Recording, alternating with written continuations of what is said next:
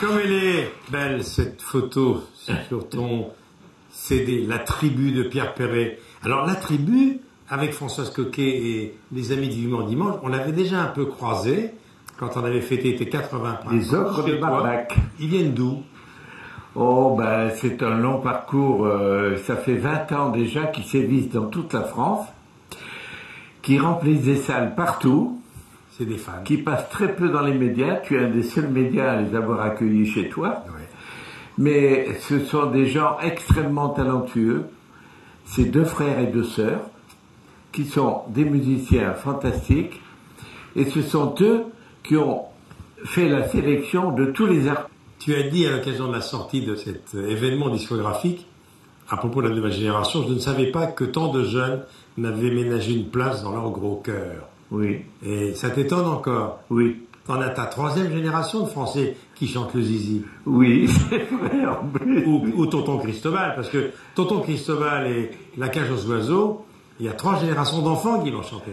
Eh ben, même Lily à l'école, et Mon Petit Loup, etc., etc., ils ont plein de chansons, même dans leur livre d'école, aujourd'hui, depuis longtemps. Je te signale que, pas plus tard qu'avant-hier, j'ai inauguré la 30e école qui porte mon nom en France. J'allais t'en parler.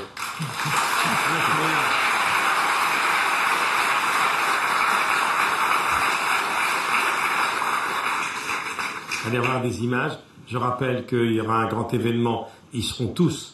La tribu Perret sera la salle Pleyel. Tout le monde va se retrouver à Pleyel le 10 décembre. Et ils veulent tous venir. Très bien. Alors ça va être une sacrée fête. Je vais te faire une surprise, mais je suppose que l'auteur a dû t'en parler. Michel Bussy, qui a écrit beaucoup de romans vendus dans le monde entier. C'est un très bon auteur. Eh bien, justement, il a écrit son dernier roman. Regarde le titre. On l'a trouvé plutôt joli. C'est un bel hommage. Il t'avait appelé? Oui, il avait demandé gentiment l'autorisation. Car c'est l'histoire d'une... Pour moi, c'est un cadeau, encore. L'héroïne du roman de Michel Bussy, c'est une jeune femme de ménage malienne qui travaille à Marseille, mère célibataire, qui cache un grand secret. Voilà, évidemment, c'est pour toi. Merci. Alors, ça te dit quelque chose, ça, Eddie Barclay? Ta première maison de disques? Barclay, oui. Le bouquin, non, je ne l'ai pas lu. Non, mais puisque, en fait, tes 60 ans de carrière, ton premier contrat avec Barclay... date de 1957. Moi, j'attends Adèle. Moi, j'attends Adèle pour la bagatelle. Alors, justement, pour ceux qui n'ont pas connu cette époque, Thérèse Chasseguet a écrit justement ce livre sur les couloirs de Barclay. C'est là où tu as rencontré Rebecca, ton épouse. Au moins, tu dois ça à Barclay. Hein. C'est vrai. Elle travaillait chez Barclay. C'est un portrait en nuances, évidemment, de Barclay, l'homme qui a révolutionné le micro-sillon, voilà, qui a lancé les stars françaises et qui a fait la fête toute sa vie à Saint-Tropez, toujours habillé en blanc. C'est vrai. Voilà. Et puis alors ça, c'est étonnant parce qu'on parle de toi. C'est Dave qui fait la préface, Atlas de la France des années 70, nos années libres.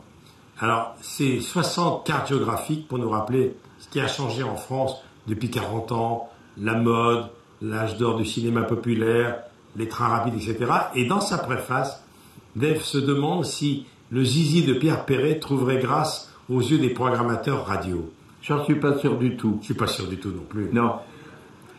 Parce que je trouve qu'aujourd'hui, le langage et la liberté du langage est très limitée par rapport à cette époque-là. Et déjà, c'était très gonflé de ma part d'écrire ce genre de chansons. Mais c'est le public qui a raison toujours.